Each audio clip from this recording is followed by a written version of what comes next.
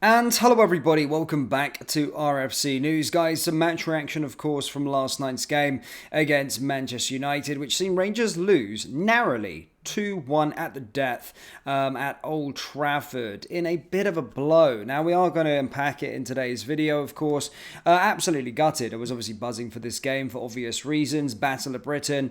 And of course, I did feel that Manchester United would be a side that aren't necessarily playing their best football. Seems to be a bit of a crisis described by the manager. However, due to individual errors and due to another combination of things in terms of injuries, we narrowly lost the game. Now, of course, just want to say the away fans absolutely fantastic as always in terms of the Rangers support, but in the game and the Europa League in general, I know we haven't necessarily been great away from home. Necessarily in the league, we've got a really bad away record. However, in the Europa League, I think Rangers and this Philippe Clement side have shown their best when playing in European competition. We've seen that against Spurs, we've seen that against Malmo, we've seen that against Nice, of course, away from home as well. So again, Europa League games, one-off matches can always spring some surprises. But of course, going into the game, we already seen that Danilo and Hadji weren't registered for the squad, so their absences were certainly felt. Of course, at the back, we were definitely down to our bare bones. That came a bit more apparent as the game went on when we were forced to make substitutions. Tavernier had to go to centre-back. But in terms of the game in general, yes, I think Manchester United dictated play. However, they weren't really doing much with their possession. Jack Butler made some really good saves, and to be fair, Rangers were very, very organised in that first half. And as stated, there were a few chances from Rangers that could have seen us open the scoring, and you wouldn't necessarily be surprised if Rangers did have or would have taken the lead at half-time. However, when we got to half-time is where the problems started to emerge. Of course, Leon Balogun went down, and again, we were forced to make a change, and we don't have any defensive reinforcements at this moment in time, which I'll come to a little bit later on because we are coming to the end of the January transfer window. Yes, we made a defender signing, but we haven't made any more impact in the January transfer window. But as stated, we'll get to that a little bit later on. However, going into the second half, of course, I did feel we were fairly comfortable. Yes, Manchester United had their chances. Yes, they had some really good moments. However, weren't doing anything with their chances. And stated, we were very organised collectively. However, of course, Jack Butland made an absolute shocker in terms of a mistake, in terms of the punch. Don't know what happened there. And as Ali McCoy's described it on the comms, it was a freak goal. It genuinely was a freak goal. And it was so frustrating that a freak goal was the thing to open the scoring for Manchester United, because I didn't think there was much in the game up until that point. And to be fair, as I stated in the first half, I believe we could have actually taken the lead. So yeah, obviously gutted with that, and to be fair, that mistake from Jack Butland is absolutely unforgivable, and I know there's a lot of fans on his back. However, what I would say for Jack Butland, throughout the game, he did make some big saves and did make some crucial saves for us that would have maybe led to a Manchester United opening goal anyway, or more goals as the match went on, because he did regain his confidence again, but there is no getting away from it. That Jack Butland error was an absolute howler in terms of a goalkeeping mistake, and again, pretty unforgivable at the highest level. I say the highest level. Manchester United aren't the side that they are. They're almost like a shell of what they were, and a side that are losing a lot of confidence. So yes, that did start to cause us a lot of problems. But going through it, as stated, Leon Balogun came off at half-time. And we had to make a bit of a makeshift defence. We brought Rosmer Korsland on. I think there was an average age of, it was very, very low. There was only two players, I think, on the pitch in the second half that were under the age of 23. Those being, of course, Tavernier and Butland. The rest of the team was, of course, made up of people that were under the age of 23. Going on further, of course, Cherney, one of our attacking threats, I like the way that Cherney plays. Again, he does lose the ball now and then, but of course, when he's always positive and he has never shied away of getting back on the ball and trying to create some more attacking chances for Rangers. So he went down, he went off injured, looked like a hamstring. Again, we'll wait for confirmation with regard to that. But then we were forced to make a change. Curtis came on. 18-year-old, I think, for his debut.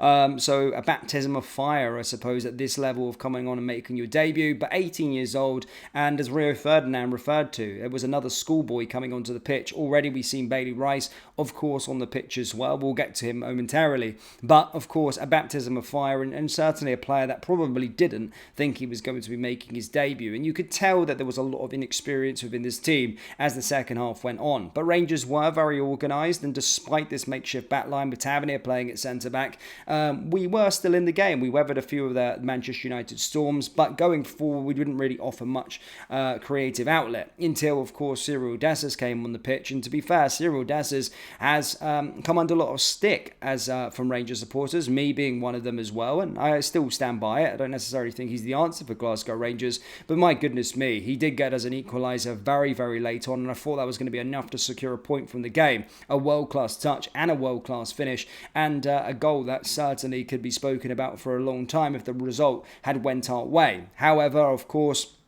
another individual error at the back cost us the point. Ultimately, Yefti was the person this time. Some shocking defending, and actually when I watch it back, it's almost unforgivable the way that he's just shutting off in the last couple of minutes of stoppage time in the game. Absolutely unforgivable, and should be with his man. And Bruno Fernandes gets in and scores the winning goal for Manchester United right at the death. Absolutely gutted, of course, because we were close. And in terms of the outlook for the Europa League table, a point away from home against Manchester United in these circumstances as well, with the amount of young reinforcements we had on the pitch, would have been a good day at the office. And we would have went into the final match day really with our destiny in our own hands, and 3 points would have almost certainly guaranteed us a place in the last 8 and qualifying straight to the last 16 of the competition. However, we now find ourselves further down in the pecking order, and whilst guaranteed qualification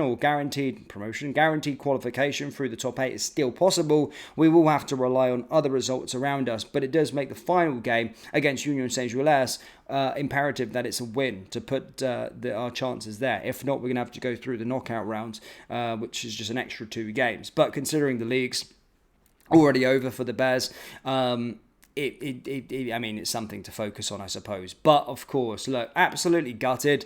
And genuinely, I do think on another day, a full-strength Rangers team there, it would have been a different story and a different outcome. We were down to the bare bones in terms of the players. So I'm not going to be too hard on the boys. And, of course, young boys as well coming on the pitch and making your debut. A lot of people watching this channel probably had a dream as a kid to play for Glasgow Rangers and play at the bigger stage. And there's no bigger stage than that sort of for Bailey Rice and, of course, Curtis. So congratulations to them and coming on and helping out the team. But when they did come on, Bailey Rice, absolutely fantastic. I'm going to speak to him a bit later on. But in terms of the other players, in terms of the inexperience, it did feel at times that it was almost like watching us play with 10 men. However, we did a good job. It was just right at the end in terms of what happened. A shocking defensive error from Yefti, but you could also talk about Butland earlier on. But he did make it up for some big saves throughout the game.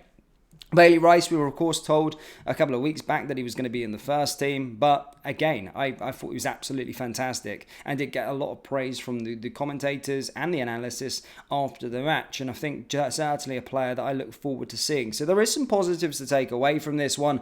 It does feel bad, just the manner of the defeat in terms of we were so close to securing a point away from home in a Battle of Britain tie, and I certainly don't believe we deserve to lose the game, but that is football. I'm gutted. But it's not as painful as a knockout tie. We are still alive, we're still kicking, and there's still a chance to make the top 8 of the competition.